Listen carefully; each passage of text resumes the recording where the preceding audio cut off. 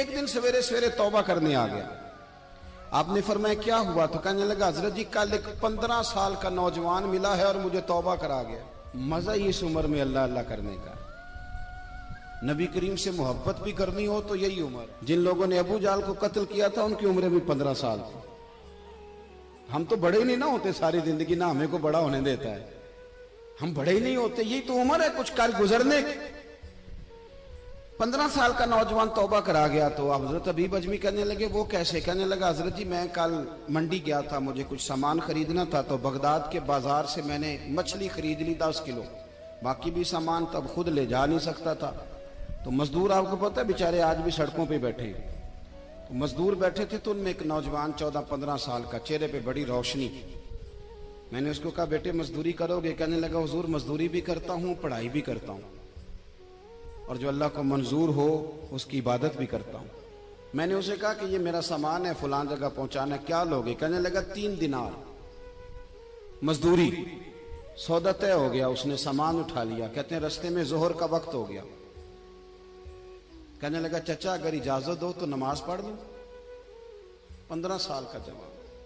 कहते मैं रख के ना वहां सामान तो फट्टे पे बैठ गया और नमाज पढ़ने चला गया। बाकी लोग देर से आए, वो बच्चा जल्दी आ गया।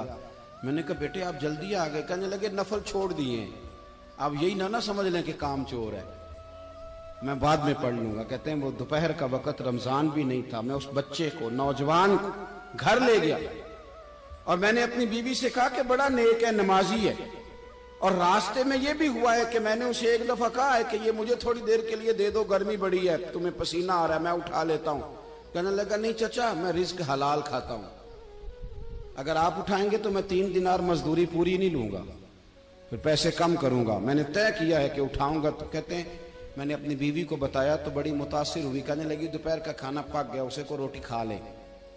रमजान भी नहीं था। कहते मैं बाहर निकला, उसको 3 दिनार थमाए। तो मैंने कहा बेटे एक बात मेरी मानोगे? कहने लगा बताइए। मैंने कहा खाना पकाए खा लो। कहने लगा मैं माफी चाहता हूं, मैंने रोजा रखा हुआ है। हुजूर ने हुक्म दिया, हुक्म, नबी करीम ने हुक्म दिया, बुखारी मुस्लिम की हदीस है। फरमाया नौजवानों अगर तुम्हारे पास ताकत है तो निकाह कर लो वरना रोजे रखो।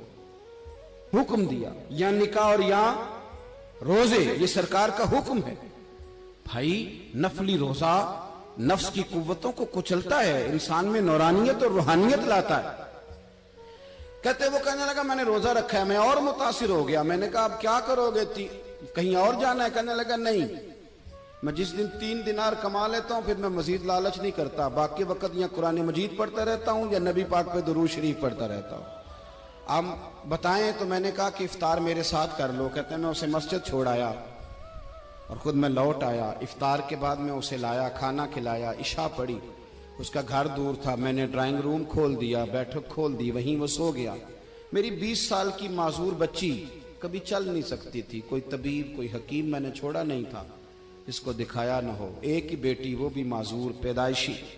उसके कमरे में गए, मियाँ बीवी उसे खाना खिला और बताया बेटे एक नौजवान है, बड़ा नेक है हमारे घर में आज, बड़ा परहेजगार।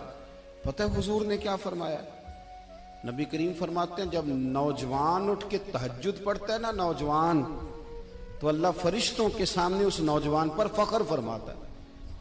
अल्लाह फख्र करता है कि उमर देखो और देखो ये मेरी बारगाह। अल्लाह फख्र करता है, अल्लाह यानी खुदा खुद मीरे मजलिस बूद, अल्लाह फख्र करता है। आप सोचे।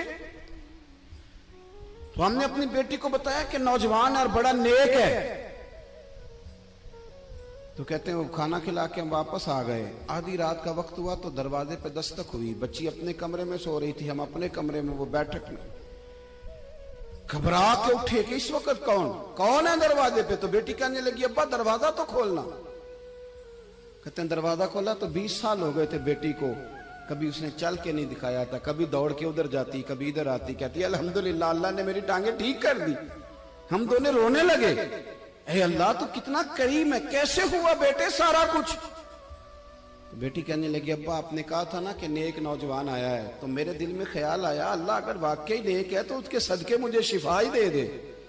या अय्युहल्लज़ीना आमनुत्तकुल्लाह वब्तगू इलैहिल वसीला। तो कहने लगी अभी मेरी दुआ भी पूरी नहीं हुई तो रब करीम ने फजल किया है और मुझे शिफा अता कर दी।